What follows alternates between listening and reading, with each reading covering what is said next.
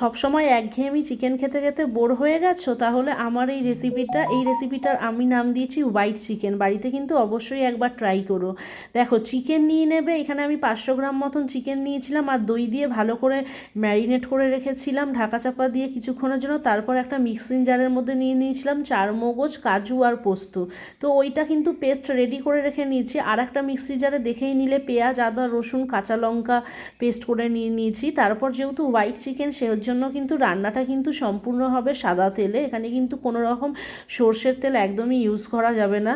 তারপরে কিন্তু তেলের মধ্যে কিন্তু দিয়ে দিয়েছি গরম মশলা ফোড়ন। তারপর কিন্তু দিয়ে দিয়েছি যে পেস্ট করা আদা রসুনের পেস্টটা ছিল সেটাকে কিন্তু ভালো করে পেস্টটাকে ভালো করে নাড়া দিয়ে একদম কষিয়ে নিয়ে তারপর কিছুক্ষণ পর কিন্তু কাজু পোস্তর পেস্টটা দিতে হবে।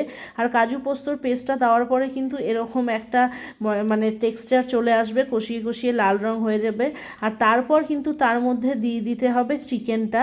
আর চিকেনটা দেওয়ার পরেও কিন্তু যেহেতু কাজু পোস্ত দিয়ে রান্নাটা খুব ভালো করে কিন্তু সবসময় খেয়াল রাখতে হবে আর নাড়াতে হবে কন্টিনিউ, না হলে কিন্তু তলায় লেগে যাওয়ার একটা চান্স থাকে। আর তারপর কিন্তু গ্যাসের আঁচ বা ইন্ডাকশনের আঁচ মিডিয়াম আঁচে দিয়ে ঢাকা দিয়ে রেখে দিলে কিন্তু চিকেনটা ঠিক এইরকম দেখতে হবে। দেখতেই পাচ্ছ কীরকম হয়েছে, একদম মিডিয়াম আঁচে হবে, কেন কি জল তো ইউজ হবে না, মিডিয়াম আঁচেই সম্পূর্ণ রান্নাটা করতে হবে। আর তারপর কিন্তু দিয়ে দিতে হবে প্রয়োজন মতো নুন আর অল্প পরিমাণে হলুদ।